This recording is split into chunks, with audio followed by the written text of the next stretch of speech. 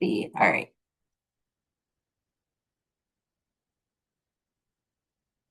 Everyone see the presentation? Yes. Great, thank you. So welcome. So we are going to talk a little bit about the state model floodplain bylaw. This is specifically, we're here to talk to you in Franklin County. And part of the reason we had wanted to do this outreach is actually because of some experiences that I had working with the town of Whately. I had come before, I think now you do have a planner in Whately. I had worked with Whately a couple of years ago, and they just really had the planning board. They didn't have any staff to help them, and it took a while for us to, they needed to get their bylaw up to date. It took us quite a while to get there. And so I did want to make sure that when we're working with Franklin County, that all of you, that you really, you have small towns, you have really limited capacity. And Katie and I really wanted to come out to you and make sure that you have the help and support you need to sort of get started with this process, because it does take some time, and it takes effort that it can be hard to do if you have just a small community. Maybe you just have volunteers running your planning board. Maybe you have a part-time planner, or you have, you're getting some assistance from FRCOG. So we're here to really help you get some of the assistance that you need.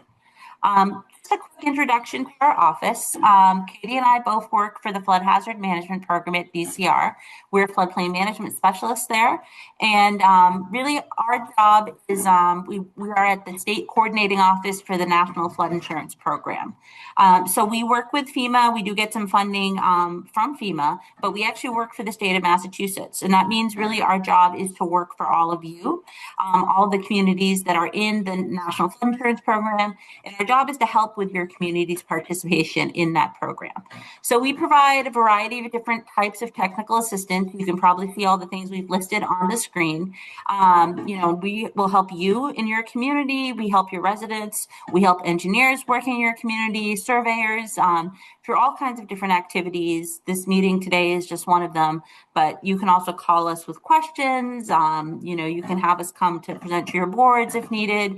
And there's all kinds of different things that we can help you with that relating to the program. So just a little bit briefly, I'm going to talk to you about, what is this? You're talking about this mass floodplain model bylaw. What is it? What's the purpose of it? So it really was made to make sure that all the communities in Massachusetts that participate in the National Flood Insurance Program across the state, it's for you to understand the minimum requirements of the program, and to make sure your local bylaws and your ordinances, that you have the necessary language to actually be in compliance with the program. So a little bit of background here on the National Flood Insurance Program. It was originally created by an act of Congress through the National Flood Insurance Act of 1968. Here in Massachusetts, the first community to join was Wareham. They joined in 1971.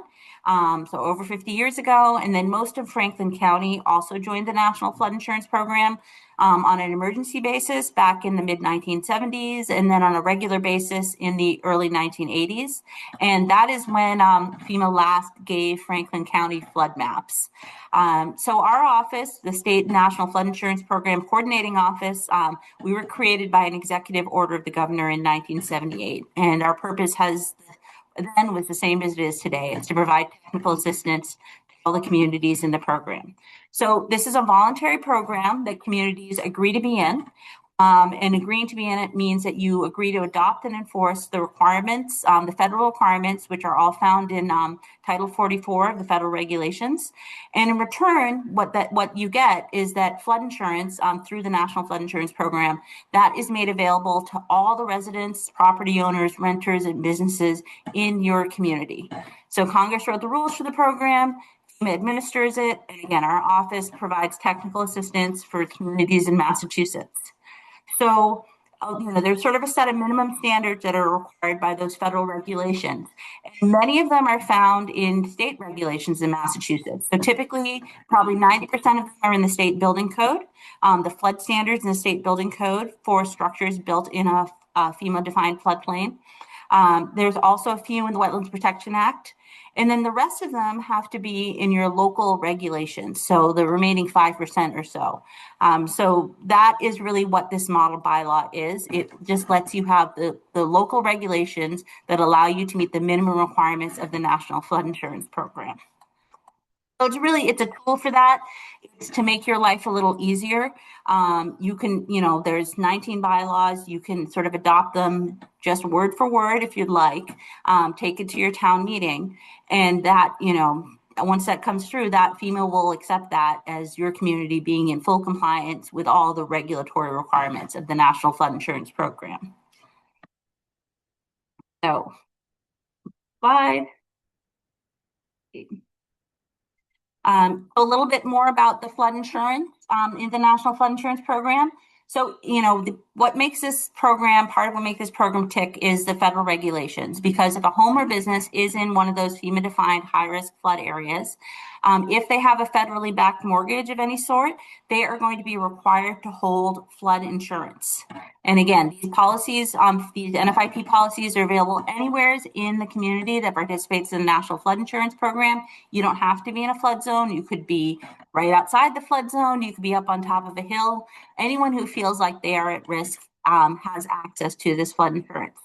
The premiums do reflect the flood risk, and then residential coverage can be purchased for up to $250,000 per building, and $100,000 for content. And then you can also get commercial NFIP coverage for up to $500,000 per building or $500,000 in contents.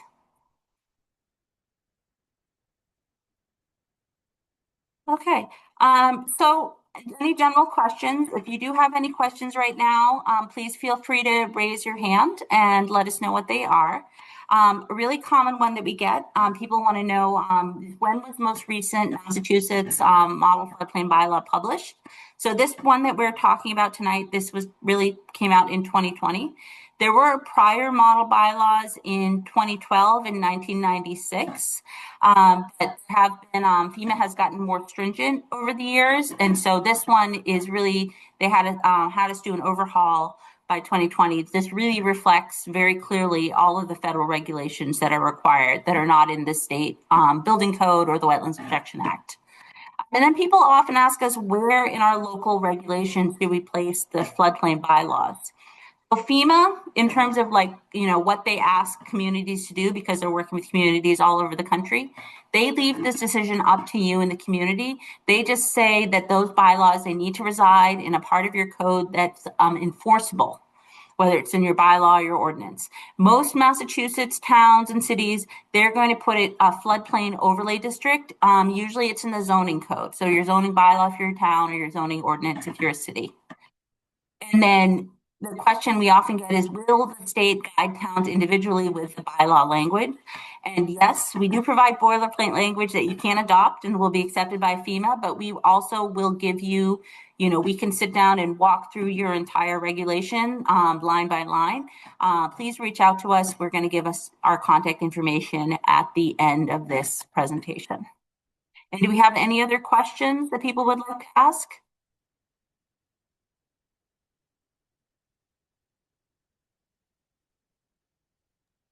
I don't see any raised hands. Nadia, if people are having trouble finding that, they can always just unmute themselves as well. Okay. All right. So there's a few different times that you're in your communities in general might be reviewing their floodplain bylaws and making amendments. But really the most common time, and this is why we're here talking to Franklin County, it's when a community is receiving new flood insurance rate maps from FEMA. And so, right now I think Franklin County, you've gotten these preliminary maps, but at some point they're going to be final maps. And at that point, you're going to need to not only adopt the new map date, you also need to make sure that your local ordinances or your local bylaws are going to meet the minimum National Flood Insurance Program requirements. So really, this bylaw has been designed and has been approved by FEMA Region 1. The language in here has already meets all the minimum requirements of the program. It's been approved by FEMA Region 1, and it's also passed through the AGO office at the state many times. They're very comfortable with the language as well. And we just want to remind you that Katie and I are here. Our whole office is here. We're available. We can review your current regulations for the floodplain anytime, even if you're not receiving new flood maps, which all of you are. But you can start early. We're happy if you wanted to reach out to us tomorrow and say, hey, can you take a look at our floodplain regulations and help us see what we need to do? We would be very happy to help you. We have a review checklist that we go through. We can walk through it with you. That's what we're here for. And I see a raised hand. Yeah, I just have a question about what you were just speaking about. So in terms of the flood maps, Mm-hmm. um, how does the town receive it? Like, does FRCOG get them and distribute them? Do we get them directly to like the town clerk? Yes. Who's the recipient? So typically, this is one of the things we're trying to help fill the gaps on with our office. FEMA will send, and they already have sent. They'll send a letter to. They sent it to like the head of your community. They call it the CEO of the community. In Massachusetts, they typically send it to the chair of the select board. So they'll send a letter, and they've already sent a letter for every community in Franklin County to the chairs of your select boards. I know they send physical letters. They often will send digital ones as well, and they will say that you have these new preliminary flood maps. They give you the link to the websites where you can access them and look at them, and then it's the job of that person who gets that letter to understand what it says. It's a little technical, so that can be frustrating, and then to actually make sure that information goes to the people it needs to go to. That's sometimes where the ball can get dropped, and that's why we're trying to do more intensive outreach with Franklin County to help people understand where they are in the process.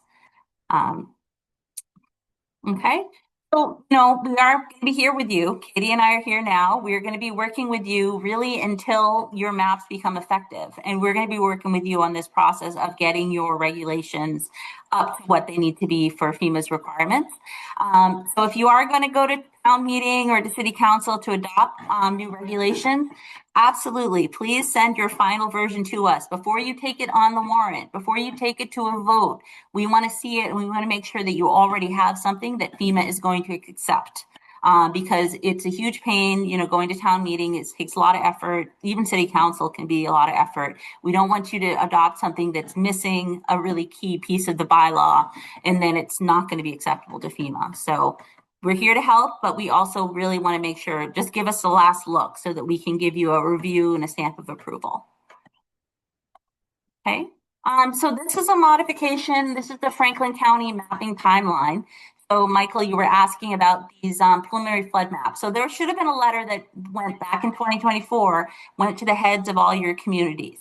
Now, did that letter go to the right person? Did it actually get, anyone even look at it? Did it get spread out to town hall? We don't know, but we're trying to do enough outreach that, that won't matter. You all will at least have a chance. Many of you came to Katie's training last fall and had a chance to look at, okay, here's how we look at our new preliminary flood maps.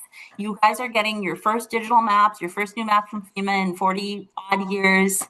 You all have digital maps, we'll have digital maps going forward. So it is a big change. And I see you've raised your hand again, Yeah, I just Michael. have just a follow up to that point. So let's assume there's a good percentage of us on this call who have no idea where the maps went. Um, Mm-hmm. how does the municipality reach out to somebody to say, hey, can we find these maps? Um, Well, Kimberly has actually put together a lot of great stuff for you at FRCOG. yeah, I was just going to say, Michael, and anyone else on the call that has questions about the maps, they can reach out to me or Ryan Clary, who has put together some easy kind of to follow maps. We also have information about how to access FEMA's map viewer. So feel free to follow up with us, Michael. We'll help you out, and anyone else on the call who's interested in seeing the maps if they can't find them at town hall. Okay. And any other questions related to that, Kimberly? Um, I don't think. Let's see. I don't see any other raised hands. Okay. So Yeah. a couple changes we made to the timeline because now since you've had that meeting, you had a meeting with some of you had a meeting with the FEMA mapping contractor back in December of 2024. Since then, FEMA started an appeals period, and once again, they sent a letter to the head of your community. What people did with that letter, we don't always know, but that started on October 10th. It's a 90-day formal appeals period where people can, either the town or residents of your community, you could make a formal appeal of the maps or you could provide comments of the maps. And that's 90 days. So we are pretty much at the end of that period as of today, maybe tomorrow, depending on how you count the 90 days. We're at that point. And then the next thing that you're kind of waiting for is for FEMA to, first of all, to resolve any appeals that have come up, and then to issue a letter of final determination. So those dates are still to be decided, but FEMA is projecting to us at the moment that that letter is likely to come out in December of this year or in January of 2027. Now, FEMA sometimes gives us a date when they think these letters are going to come out. It sometimes does get delayed another year, and we don't know if that is going to be the case, but we would like to make sure that most of you are ready. So we're going to be conservative and assume that it is likely to be next winter.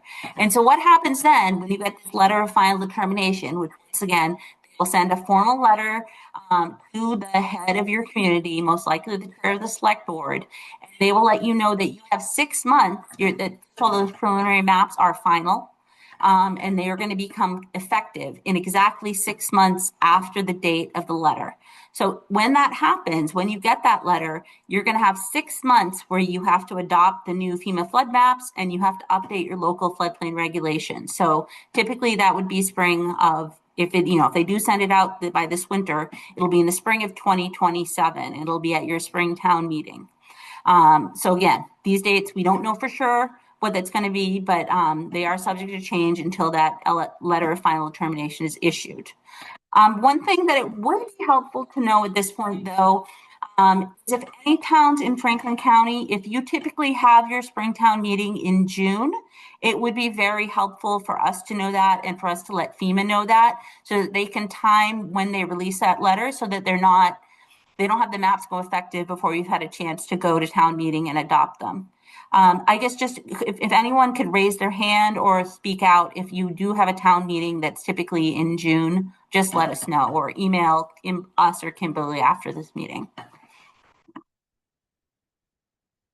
Okay. And then, so again, these are some questions that we typically get on bylaw adoption. We've already gotten questions about, when is FEMA going to be done with the map updates in Franklin County? Again, they're projecting completion. They're projecting letters of final determination by this December, January, and then having the maps actually go effective by the summer of 2027. So 6 months from that letter of final determination. We will keep you posted as we know when those timings actually are likely to be. And then you might ask, well, what is the deadline to adopt revised bylaw? So again, once again, if you're when you're required to adopt the new flood maps, at the same time, you need to update your floodplain regulations. That's part of the map adoption process, and you also have to do that by the effective date of the new maps. And if you don't do it by the effective date of the new maps, you will automatically be suspended from the National Flood Insurance Program, and those of your residents who might have insurance for the program will no longer be able to renew their flood insurance contract. So there could be some challenges on that end, and we would like to help you. If your community wants to stay in the National Flood Insurance Program with these new maps, we would like to help you do that. And then another question we get is how many communities have adopted the model bylaw? At this point, about 200 communities in Massachusetts have completely adopted this 2020 model floodplain bylaw. And that includes 3 communities in Franklin County. So Greenfield, Hawley, and Whately have already adopted this new bylaw language. Irving, I think you're also very close to a fully compliant model bylaw. And I know our office, we're now working with several other communities in Franklin County to update their floodplain regulations. So if we haven't started working with you yet and you would like to work with us on updating your bylaw, please reach out. This is what we're here for. Okay, so we're going to dive in. We are going to talk about the model floodplain bylaw itself. So the model has 4 different sections, and Kimberly is going to send out a copy of this at the end of this presentation. The first section is just a basic introduction. The second part is really most important. That's the actual language that you need to have in your local floodplain regulations. And then the third part you also need to have, there are some definitions that are required by FEMA as well. And then section 4 is all explanations. You don't need to put it in your bylaw, but it has a lot of more detailed information about why you need to adopt this, where it comes from in the federal code. I feel like if you have a lawyer or town council who's going to look at this, they sometimes find the explanations very, very helpful. I'm going to keep my descriptions kind of light because I think this can be a little heavy. I just want you to get started to understand that there is a bylaw you're going to need to adopt. We'll just walk through the basics of what these bylaws are. And if you really want all the legal code citations, you can refer to the handout that Kimberly is going to send out after the training. Okay. So we're going to start with the model really with section 2. Section 1 is just an introduction. These are all the locally required bylaws. So these requirements have all been in place under the federal regulations for decades. And it's just for various reasons, Massachusetts communities didn't have to adopt all of these federal regulations in their local bylaws in the past, but now they're being required to as of 2020 onwards. So this is why many of you might have some local floodplain regulations, but they probably don't have everything that FEMA requires. And it's just FEMA has gotten more stringent over time. But what we have here in this model bylaw does meet all of those requirements. Okay. We're going to start with number 1. The number 1 is just having a purpose. And we do have a list here of potential purposes that you might want to have. But really all you need to have, all the NFIP requires is that you have some sort of purpose that cites the health, safety, and welfare reasons for adoption of these floodplain regulations. Okay. Next one is really key. This is language for adopting the new FEMA maps. So for local adoption of the currently effective FEMA flood maps and the flood insurance studies that are behind those maps, you are required to have this in your local regulations. You need to have the dates, the correct dates. So these are going to be the new dates for the new maps if you're adopting at that time for both the map, the firm, which is the flood insurance rate map, and also what we call the flood insurance study. You might hear us call it the FIS, but it's just the flood insurance study. It's a study that is behind the map. It's got all the information, all the modeling that they did to actually create that flood map. And so you need to have those both named here. You need to have the dates correct, and you need to let people know where in the town they're on file and who they're on file with. So this would be very helpful, right? If you're looking for, well, where are the maps? We'll have them somewhere in the town hall, and you should have it listed in this part of your regulations where they're on file. Okay. Next, the third one, and this is the one that I think we've gotten the most questions about, is the designation of a community floodplain administrator. So this may be new to some of you. You may not already have this in any existing floodplain regulations that you have. It is a requirement by FEMA. They want the communities to designate by title one person to act as your floodplain administrator. And that's so FEMA can use that information. They want to have it in their local contacts on database. They want to have one person they can contact in the community to talk about the National Flood Insurance Program. And then there are certain things that your community might have to do under the National Flood Insurance Program that this person could do. For example, if a property owner wants to file for a letter of map revision, they typically are going to come to town hall and look for someone to sign something called a community acknowledgement form. And that is the role that the floodplain administrator might take. So who is this person? It could be any local staff position. They have to have the local authority to assure that the community is meeting its obligations as a participant in the National Flood Insurance Program. So they don't necessarily always have to be directly involved in local development, but it should be someone who at least has a general concept of the NFIP requirements and of the community's obligation under the program. So, typically, historically in Massachusetts, the floodplain administrator has been the building inspector. Because so much of the NFIP requirements are in the flood standards in the building code. But for very small towns, sometimes it's the town manager or the town administrator is a floodplain administrator. Towns that have an engineer, it might be the town engineer. It could be, a director of planning, or if you have a conservation agent, they might be the person as well. And we have a whole training that we do on floodplain administration. We will again give you some information on how you could sign up for that. They have quite a few duties in terms of helping to oversee development in the floodplain. Okay. So again, this is a great place. If you have questions, it's a great time to raise your hand. But some common questions we get, people ask, will we get the maps referenced in the bylaw to be filed with the town clerk?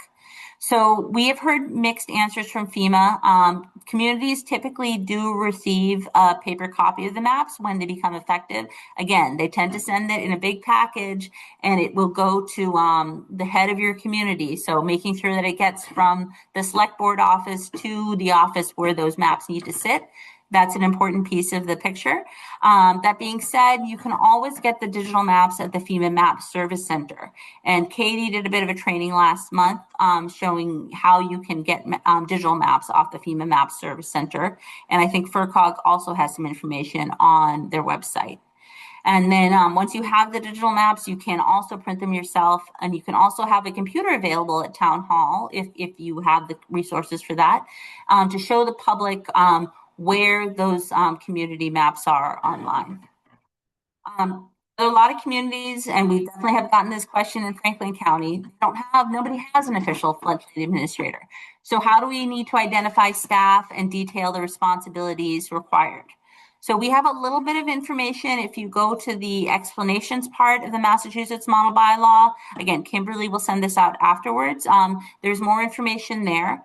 And we do run a regular training outlining the basic duties for newly designated floodplain administrators. Our next training is going to be on January 21st, and you are welcome to join if you think that is a job that you might have or you might need to help figure out for your community. And then another question we've been getting is, how many hours a week does a floodplain administrator work? So this really varies, because really a lot of the work of floodplain administration has to do with how you are managing development in the floodplain. And so it really depends how much development is happening in your community and how much of that development is happening in a floodplain. It really varies across the state. And I know in Franklin County, in a lot of rural Massachusetts, people have common sense. They aren't necessarily going out and building a new house in the floodplain, because it's not the smartest place to put your house if you have somewhere else on your property to put it. FEMA gave us an informal estimate that towns in Franklin County have anything between 0 and maybe 160 housing units cited in a floodplain, just looking at the new preliminary maps. So that's really relatively low. The average amount of homes in a floodplain across Massachusetts, it's more like 500 housing units per town. It just really depends on a lot of the daily work of floodplain administration is the oversight of development in the floodplain. And that is largely covered by building permits for houses that are built in the floodplain or other kinds of structures that are built in the floodplain. There'll always be Conservation Commission review, because of the floodplain, the FEMA defined floodplain is a jurisdictional area under the Wetlands Protection Act. And then, once you have adopted the model bylaw, there will be the enforcement of National Flood Insurance Program compliant zoning bylaws in your floodplain district. So those three activities should cover your management of the floodplains. But I think the reality is, in many parts of Franklin County, you are not doing, with a few exceptions, you already have good common sense. People aren't doing a lot of development in the floodplain. So it may be more like you have one or two projects a year that are in the floodplain that you're trying to figure out. Yeah, it's not necessarily, even though it's this broad task of being floodplain administration, it's not necessarily something that the staff in your town are going to be dealing with every day. It's something they might be dealing with once in a while. And then the last question we get is, does a floodplain administrator need to be certified floodplain manager, a CFM. And that certainly is not required.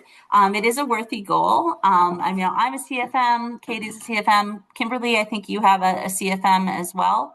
But it is a good goal if you wanted to go for it. But it's definitely not required, especially if you don't feel like you have a lot of development in the floodplain in your community. All right. So I don't know if we have any questions. I didn't see any hands raised. I'm going to keep going. So this next one, permits are required for all proposed development in the floodplain overlay district. So National Flood Insurance Program requirements, like I said, they're really focused on development, what FEMA calls development in the floodplain. And FEMA has a very specific definition of development. They're going to require you to adopt that definition of development as part of this floodplain bylaw. And their definition is any man-made change to improved or unimproved real estate, including but not limited to building or other structures, mining, dredging, filling, grading, paving, excavation, or drilling operations, or storage of equipment and materials. So they're requiring some sort of permit or some sort of review and approval process for development in the floodplain. Okay, and another piece of that is that the town needs to assure that all necessary permits are obtained as part of this. So it just means that when you go out to do permit review, you need to make sure that the other local, state, and federal permits that are necessary to carry out the proposed development in the floodplain, that those have been acquired. You don't have to you don't have to participate in that, but you just need to make sure that the applicant has gone out and gotten the other permits that they need. Okay, these two bylaws, we get quite a few questions about this. Particularly, people want to know, well, what does that mean that you have to have a permit for every type of development in the floodplain district? So basically, FEMA just wants to see a paper trail showing that the development in the floodplain was reviewed and approved by the appropriate local authority. Because at some point, if they come by and they see something that's, a big violation of what you're allowed to do under the National Flood Insurance Program regulations, they want to show that, either your community can show, hey, this wasn't approved by us, even though it was supposed to be, so we can say that's a violation or they're not in compliance, or you can say, okay, there was a paper trail. We can, maybe there was a mistake or something that happened along the way. But that's the permit requirement just means that there's some sort of review process and some sort of a paper trail. And then they wanted to know, people often ask us, do communities typically create a new permitting process to address any kinds of development that are not already covered by the Wetlands Protection Act or the building code? So we have seen this go different ways. We have seen communities use building conservation and zoning enforcement to cover all of the National Flood Insurance Program minimum requirements. But that being said, we also think it can be helpful to have some sort of comprehensive floodplain development review process. And we have built a really great basic floodplain development review form on our website. And we'll send out the link to that after this as well. Okay, so the next part, we're going to talk a little bit about floodway encroachment. And I do think we have some people who are new to the FEMA map. So I'm actually going to start with this great slide that Katie has put together, which is what is a floodway? So if you have looked at the FEMA maps, you might have seen your paper maps that you have for Franklin County, which are kind of hard to read. We'll have maps that specifically just show the floodway, and you have another one that will show the full extent of the floodplain. But what the regulatory floodway is, it's established by, it's not just a stream channel. It's bigger than that. It's not a natural feature of the water course. It's part of the 100-year floodplain, and the way we could explain it is it's the part of the floodplain that's the most dangerous when you're in that 1% flood. So everything that's got these red and blue hatches, that is the part that is the floodway. And basically, there's a bunch of standards. We're going to go through them in a second. But what FEMA wants to do is they don't want anyone to develop in the floodway because that's going to increase flood risk in that 1% 100-year flood, either upstream or downstream or across the river. They want to kind of keep people out of the floodway. So that's the reason why we have this very key bylaw that's about the floodway. So floodway encroachment is what they're trying to prevent. In the Wetlands Protection Act has some protection. They require compensatory storage for flood storage volume, but that is not the same as what you need to do with a regulatory floodway. So what FEMA wants you to have is that if you have any water courses that are rivers that don't have a regulatory floodway, they still want you to use the best available data that you have to prohibit any encroachments in anything that could be a floodway that would result in an increase in flood levels in the community during the occurrence of the base flood discharge. And really, most importantly, if you have any flood zones on a river that are in a regulatory floodway that's been designated on your FEMA firm map, your flood insurance rate map, they want to make sure that you prohibit any encroachments there that would result in any increase in flood levels in that community. And you can prohibit it pretty strongly. You can prohibit any encroachment if you want, but you can usually, if they're going to prove it, they have to have an engineer come and prove doing an engineering study. It's called a H&H study, hydrology and hydraulic study. They have to prove that they are not going to cause any no rise in this in the floodway from that encroachment. So, sorry. Hopefully that is somewhat clear. I don't know if everyone here has heard about the floodway before, but this is probably the most important regulation in the bylaw, and it's the most important one that you need to get right because unfortunately it's not in any of our state codes. Okay. Along with this, unnumbered A zones, there's quite a few of these. An unnumbered A zone, and for those of you who did take Katie's training this past fall, these are flood zones where there is not a base flood elevation from FEMA. And so what you're required to do is you just are still required to have your building department, they should obtain, review, and utilize base flood elevation data that might be available from federal data, from the state, or some other source as a criteria for requiring new construction, substantial improvement, or other development in the Zone A. So it just says that the building department will find a base flood elevation, or maybe will require the applicant to provide that elevation data, and that will be the basis for elevating residential structures above base flood level, for flood proofing or elevating non-residential structures, and for prohibiting encroachments in floodways. So, okay. AO and AH zones, there's some drainage requirements. I had taken a look at the preliminary flood insurance study. You don't actually have any AO or AH zones anywhere in Franklin County. So this would be an optional bylaw for you to adopt. And then the next one is subdivision proposals. And it just requires that all subdivision proposals and development proposals in the floodplain, they need to be reviewed to assure that these proposals minimize flood damage, that public utilities and facilities are located and constructed so as to minimize flood damage, and that adequate drainage is provided. And then base flood elevation data for subdivision proposals. This is just a certain size of subdivisions, if they are greater than 50 lots or greater than 5 acres, whichever is less. It just means that the applicant has to provide that technical information for the base flood elevations for each developed parcel shown on the design plans. So this becomes really important. Imagine if you have a subdivision that's along a river and you don't have any base flood elevations that for that 100-year flood along that river, you would just that applicant has to provide the information for each parcel because the river is going downstream, so it might not be the same.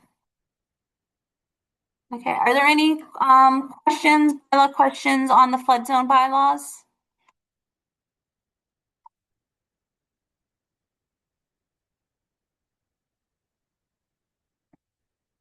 Okay.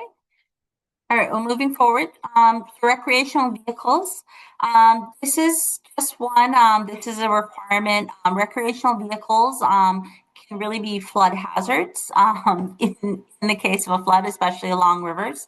And it's a requirement really for all special flood hazard areas. That's what all of these zones are.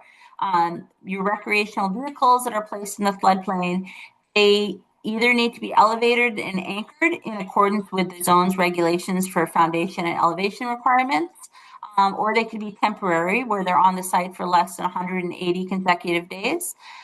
Or they need to be fully licensed and highway ready. That means if in the case of a major flood that's going to come, somebody needs to be able to take that vehicle and drive it off site.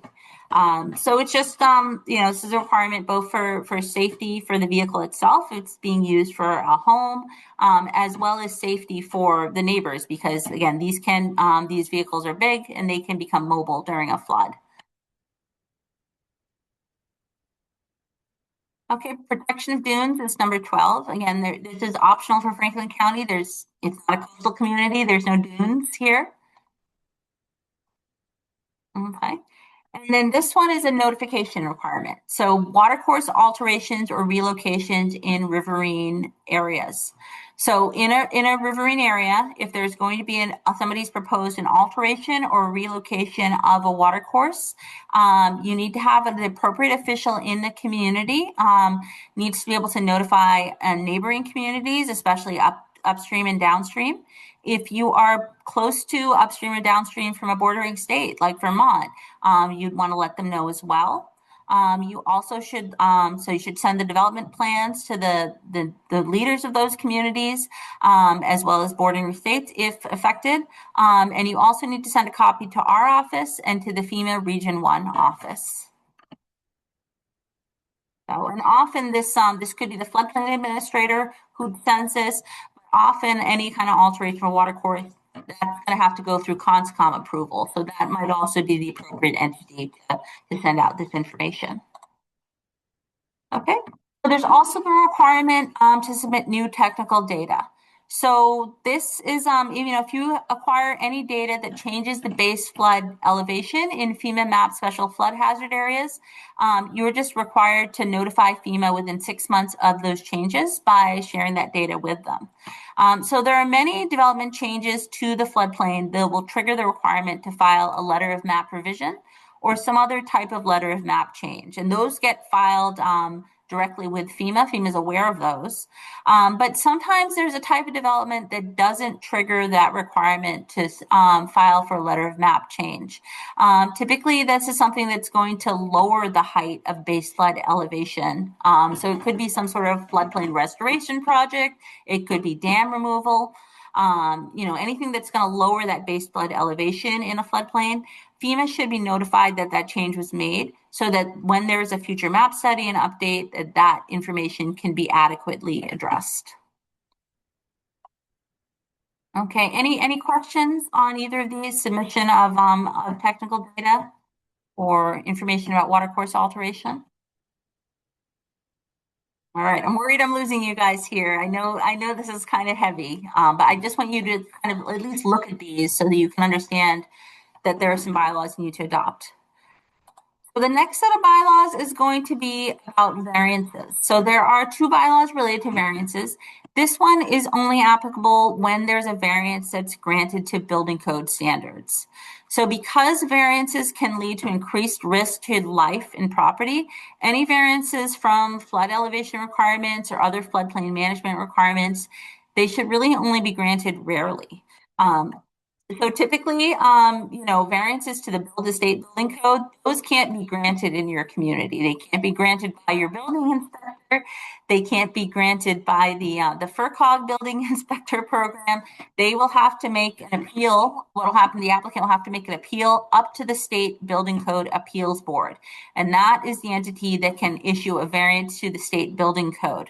So when a local building official or, your county building official's interpretation of the flood standards in the building code, if those are contested through the appeal process, your community is responsible for keeping written documentation of, 1, the justification for your local decision to deny the permit in the floodplain, and 2, also the result of what the state's appeal and variance hearing were.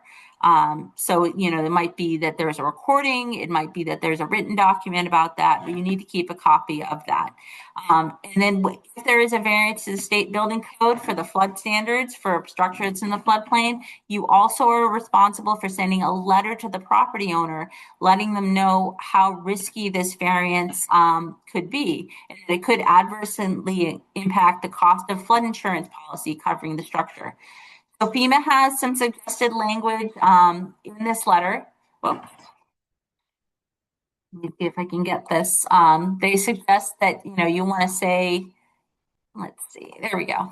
That, the issuance of a variance to construct any structures that are below the base flood elevation, it's going to result in increased premium rates for flood insurance up to amounts as high as $25 for $100 of insurance coverage. And also they want to make sure that they know that construction below the base flood level increases risk, life, and property. So that's a required letter that you need to have. And you also need to have, again, that letter needs to be kept in your files. The justification for the variance or the denial of the variance at the local level, that also needs to be kept as documentation.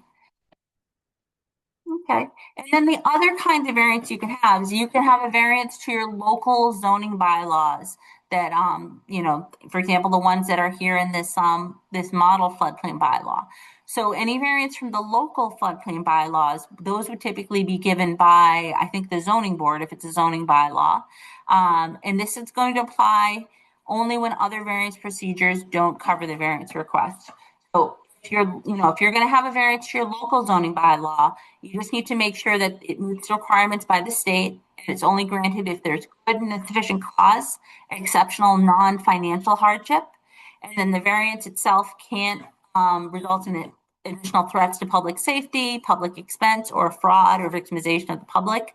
And then the variance itself needs to be the minimum action necessary to afford relief. Okay. So those are the two variance bylaws that you need to have. And then there's a couple more. These are kind of more, a little broader, legalistic. The first one is abrogation. And basically, you just need to make sure that the floodplain management regulations in this section, that they should take precedence over any less restrictive conflicting local laws or codes. There is a disclaimer of liability that you also need to have in there, because obviously a reasonable amount of flood protection, but it's not totally, it's impossible to totally protect yourself from flood. And then severability, this is also a really important one to have, and that's if any section or provision or portion of this bylaw is determined to be unconstitutional or invalid by a court, the remainder of the ordinance should still be effective. And then there's a piece in here that we put on local enforcement. It's not bylaw text, it's sort of an instruction that, that your floodplain management regulations, that they're legally enforceable and that they're enforced uniformly throughout the community. So we do ask for this. Typically, in the zoning enforcement, I feel like there's already state laws in terms of how you are both required and how you are allowed to enforce zoning in communities. So some communities have this really well laid out in their zoning bylaws, and other communities don't have it as well laid out, but it is laid out in the state law.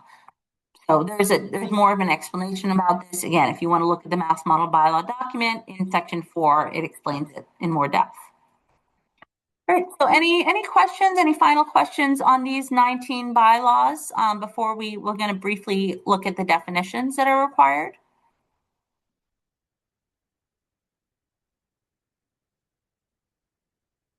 And it doesn't look like it.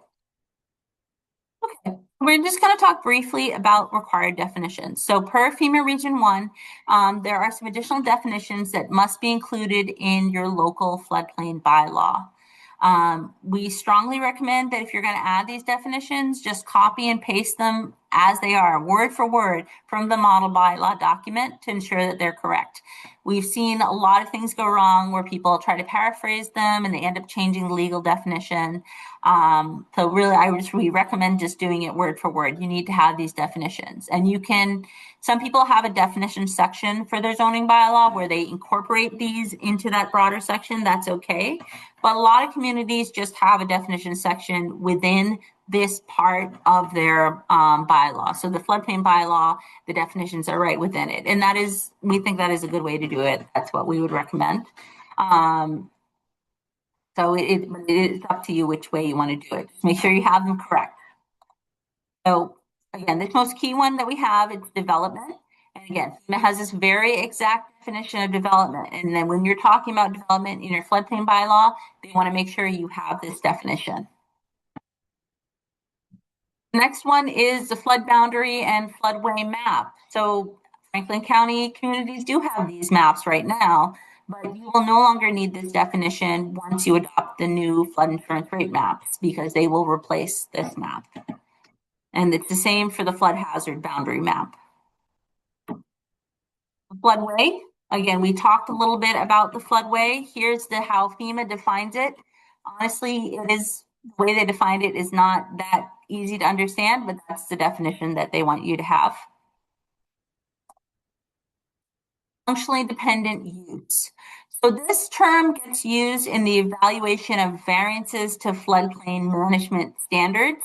And so sometimes there are variances that can be issued for functionally dependent uses, but it really has to, it has to be meet this exact definition for it to be a functionally dependent use. Highest adjacent grade. This is just another one that's required. Highest natural elevation of the ground surface before construction next to the walls of a structure. Again, historic structure, FEMA has a very, very specific definition for historic structures because there's an exception for these historic structures in terms of substantial improvement if they're identified as historic structures.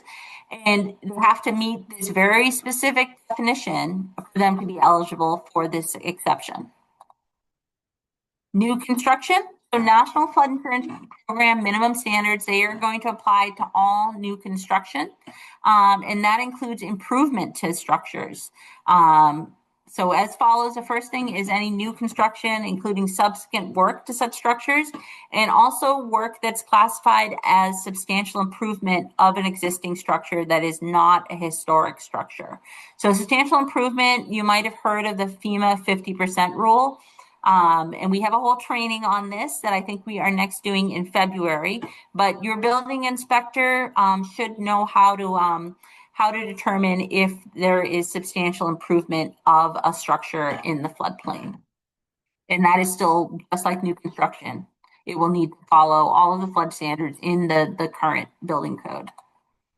Okay, recreational vehicle. So you remember there was a bylaw on that. There's, again, a very specific definition of what a recreational vehicle is. The special flood hazard area. So these are all of the areas that are going to be in the FEMA defined flood zone, floodplain. So all of these different flood zones make up the special flood hazard area. Okay, start of construction. This is another very long definition.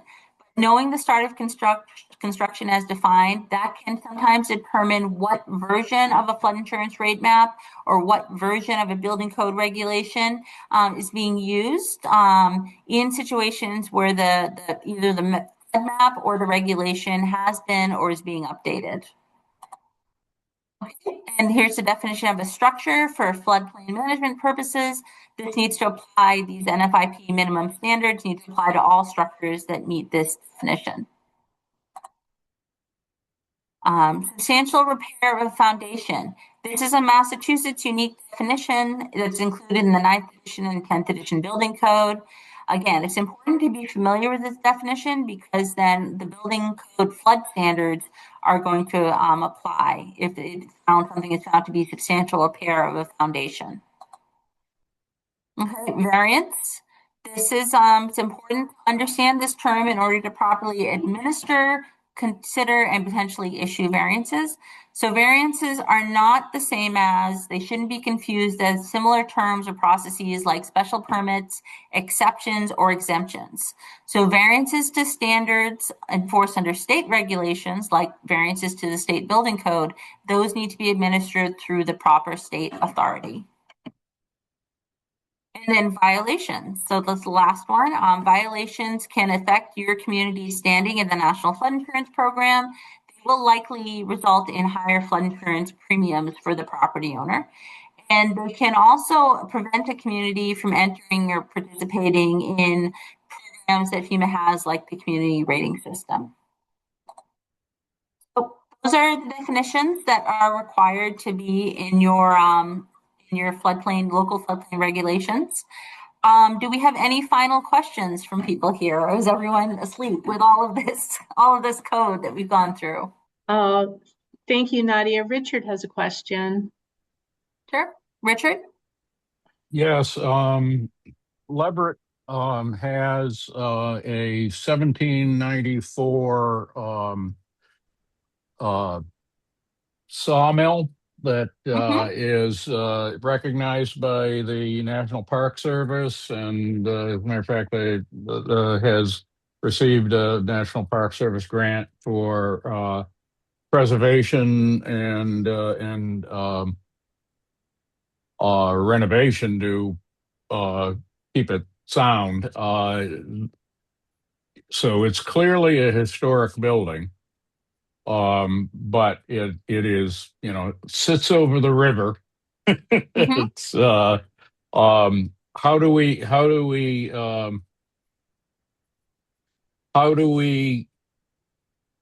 go about interpreting the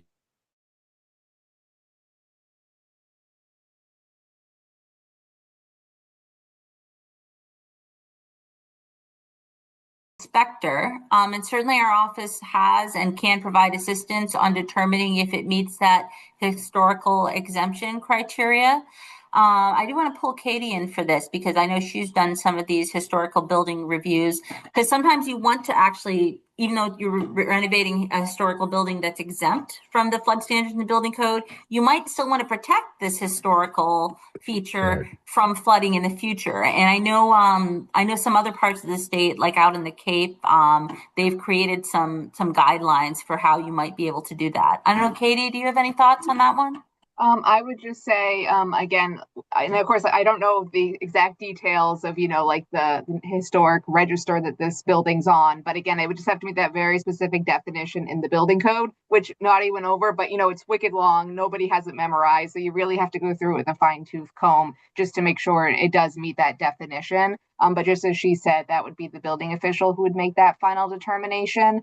The one thing about that building, as you said, it's over water. I'm not familiar with it, so I haven't looked at the flood insurance rate map. But one thing would be to look at the map and see if it's in that floodway that Nadia talked about. Yeah, Because remember that absolutely is.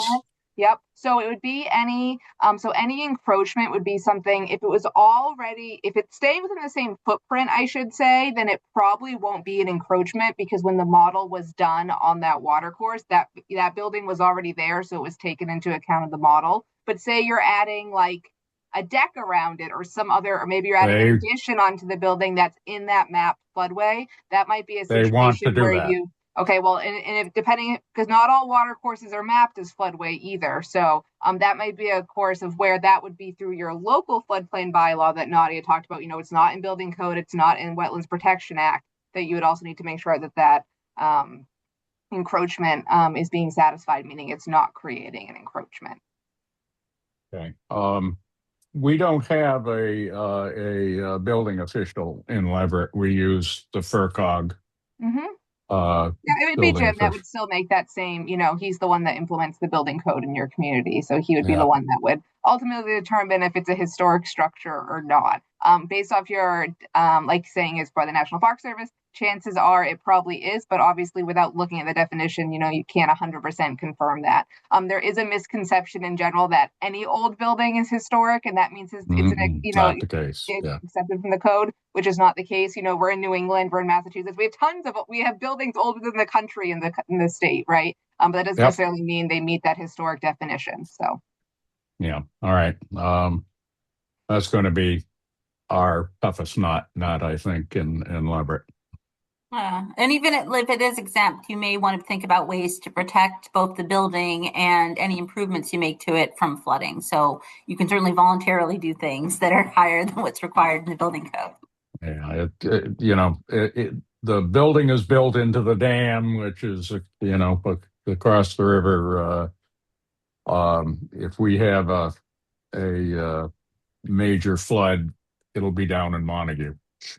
That is the risk. Don't tell Do them you have that. any other? That's a good one. Any other questions? I have a question. Yeah, Hello? Joe? Yeah, okay. Utility easements, relevant to the floodway maps. They're pretty clear, particularly in Northfield here, that they have the right to run the river backwards and flood with ice and debris. And how does that come into play with the flood insurance maps?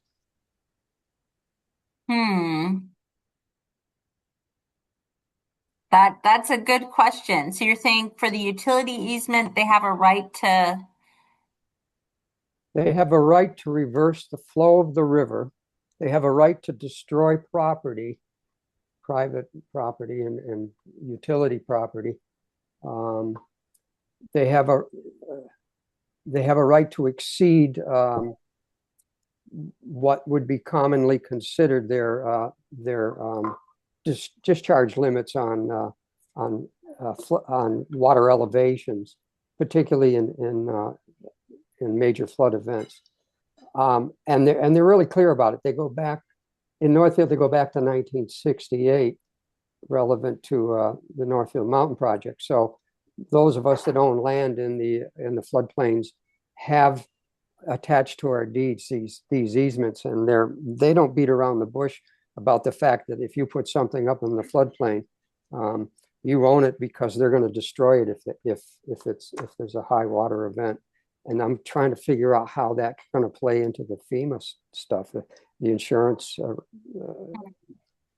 I've never heard of that before. I'm also curious, do you know, are they like they still have to follow state laws, right? And local laws as far as that goes? I wonder, are they fully, is this exemption from all of that? I don't know. This is under Federal Energy Regulatory Program. This is under for FERC. These are for the dams. Yeah. Correct. Yeah. But they're not insignificant adjustments to in the easements to the deeds that property owners have here. But they really are very, very clear about the fact that you put something up in either the 100-year flood or the 50-year flood, and they have the right to destroy it, and they don't beat around the bush about it. So I'm trying to figure out if they need to do a major dam release. Feel free to send us. They have safety considerations if but the other part about it is too, it's unique in what's called the bypass reach here from the Turners Falls Dam to the Vernon Dam, is they run the river backwards. And in a flood event, that can be really significant. But if the mountain project has to dump, if it has a breach of its dikes on the mountain project, and they have to dump down the spillway really quickly in order to prevent those dikes from topping and breaching, during a flood event, they can run the river backwards. And they run the river backwards every other day here in Northfield. But if there's not a flood event, it typically goes up and down 4 or 5 feet. But in a flood event, it's going to be big. And so they knew that in 1968 before they actually opened the mountain project. So all of us that have deeds have those easements on the deeds. And I'm trying to figure out how we're going to fit those into our obligations with these FEMA requirements, FEMA insurance. Well, if you'd like to email us with a specific question and some more specific information, we can certainly look into that for you and see if there's someone to talk to at FEMA. Okay, I can send you copies of the easements and you can read them. I don't know if we'll have a full answer, but we would probably learn something as well. Okay. So right now we don't know. Okay. Yeah. This is the first, I think both Nadia and I have heard of this. So I've talked to some of the other dam operators up around here. I hadn't heard this specific concern before, but thanks for bringing it to our attention. Yep. Okay. Nadia, both Robert And, oh, I'm sorry, Joe. Are you? Go ahead. Go ahead. I'm all set. Oh, okay. Thank you. I was just telling Nadia that both Robert and Lloyd um, had questions. Okay. So, Lloyd, do you want to go first? Yes, I'm from Hawley, and we have a population of 350 people and very steep gradient streams. We have very little floodplain, but there is a tiny amount. And I do believe that there are probably property owners that will be impacted by these new regulations. But my bottom line is, how simple can we possibly make this? We have attempted in the past to change our bylaws and gotten resistance from the community at the town meeting level due to regulations that become long and complex. People simply don't take the time to understand them and get leery of them. And anyhow, we'll be looking to do the simplest possible thing we can. So, do you have an idea what the minimum number of pages of regulation that we would need to adopt, including definitions, et cetera, would be? Well, it's in there. It depends how small you can make the text, right? But I mean, I would say that adopting the text, the simplest thing you could do is to adopt the text of the mass model bylaw and the definitions. And it does, I feel like, I don't know, Katie, I feel like it usually comes out to 3 to 4 pages when people, depending on how you format it and how you have your bylaws formatted. Yeah. And that is what Yeah, it and comes as out to Nadia be. said earlier, like those model bylaw like items that she went through, where you went 1, 2, we went on. That is the required text that you have to have in order to continue participating and be eligible in the National Flood Insurance Program. Unfortunately, you can't really simplify those bylaws. Like that is the language that needs to be included in there. So I don't know if that was kind of the intent, if you were thinking maybe to simplify some of that language, but unfortunately, you really can't. You have to Well, use that language.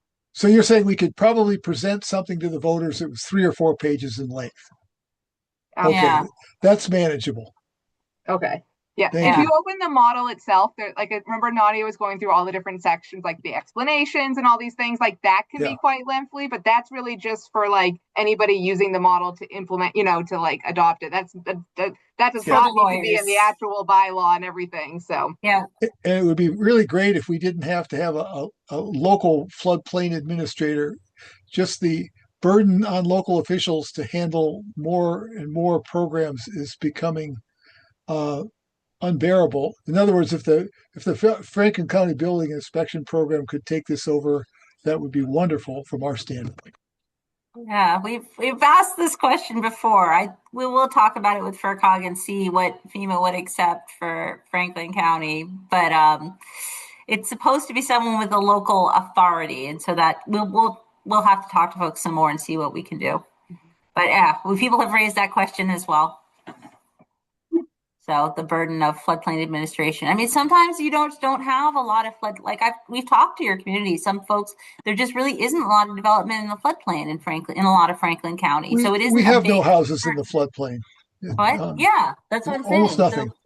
So you'll need a floodplain administrator maybe once or twice a year, or when FEMA reaches out, once in a while. It'll be very rare.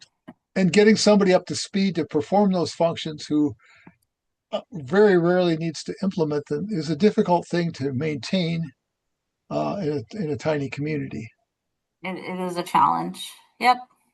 We have worked with small communities, and we do know that is a challenge. I did want to note that we do have a very basic training series that we offer. We wanted to encourage people to sign up if there's anything they thought would be interesting or helpful for them.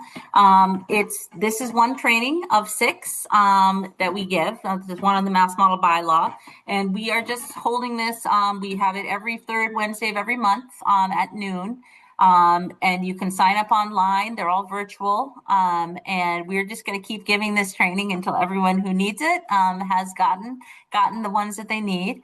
So did want to encourage you to say that there are some tools for people to do this fairly simply, or to have some ways to, just sometimes getting some technical assistance from our office when something comes up. That's another way that people can kind of help to bridge these things. But I agree, it is a challenge for small communities. We really appreciate everyone sharing their concerns.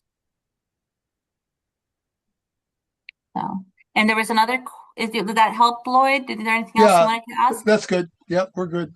Okay. And Robert, I think, also had a question. Yeah, I was wondering, the building requirements, the code requirements are markedly different for the floodplain versus the floodway? And is it clear which apply to which? The building code requirements are for the entire floodplain. And then the floodway, the prohibitions on encroachment in the floodway are going to be largely again in your local floodplain regulations, which is usually going to be in zoning. So they're in different, I guess they're in different places. So all the building code requirements are the flood standards are for they, Katie, you can probably describe it a little better than I can, but they're building code for every type of development for structures in the floodplain. There's going to be a building code flood standard that you have to follow, but there's nothing special that the building code requires for the floodway. What it is there's more of a prohibition on encroachment in the floodway, and that again, that's going to be usually in your local zoning. It's going to be in your local regulations. Thank you. And I would just add, Nadia didn't mention this, but especially I know a couple of people on here said they didn't have they had no structures in the floodplain or very little.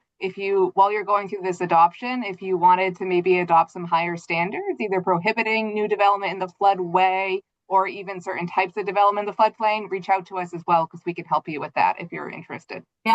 And some of you already have prohibitions of development in the floodplain and the floodway. Greenfield doesn't allow any development in the floodway at all. So, Franklin County is ahead in some measures as well. You guys are very aware of the risk of flooding, and you're protecting yourselves. Great. Any other questions?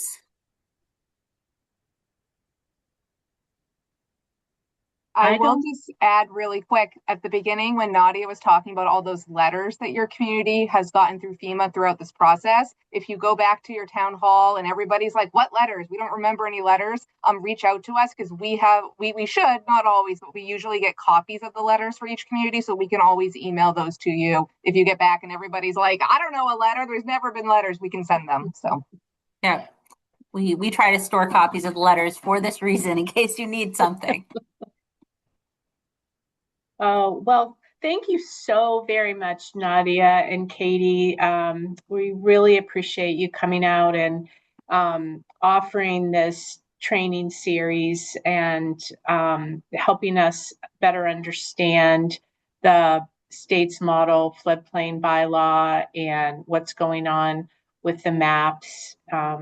We really do appreciate that. And like was mentioned earlier, in addition to Katie and Nadia, also the FRCOG is available to provide help as well. And one thing I wanted to flag for you is that the annual District Local Technical Assistance, or DLTA, letters will be going out, if they haven't already gone out, to the town administrators and the select boards. And this is a source of funding that has been coming to the FRCOG every year for a while now, and we can use it to fund staff time to provide technical assistance to our towns. So if you feel that help from the FRCOG related to adopting a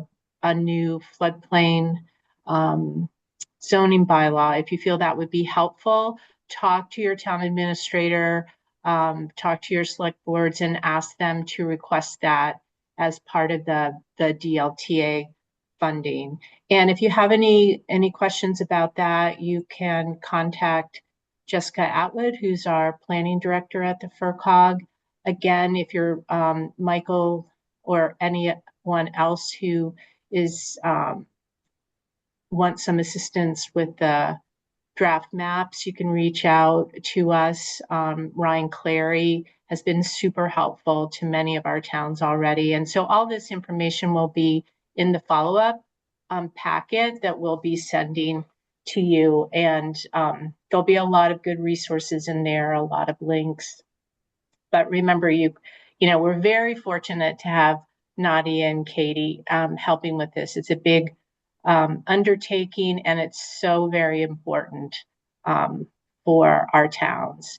So thank you so much again, Nadia and Katie. We really appreciate it. And thanks to all of you for hanging in there. It's, bylaws, there are probably only a few among us that really get excited about sending changes.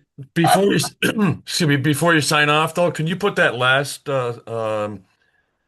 screen up with a point of contact information? We're going to send it out too, but I can share it again. So, Well, if you're going to send it out, that'd be great. That'd be fine. yeah, I think Kimberly's going to send it out after this. Yeah. But if you did want to see it, here it is. All right. Okay, you're going to send that out to the people in this meeting, not to the town, to the select board, right? Yeah. Yes. Email letters. That's where it's gonna go. Yeah. Because if it goes to the select board, I may never see it. So Yes, we will be sending it out to those of you who I have a spreadsheet with your contact information from the registration. So, all right. Well, thank you all so much for joining us tonight. Yes, thank you. And Thank you you very for all much. your great Yes, questions. thank you. Thank you. Thank you very much. All right, good night. Good night. Night.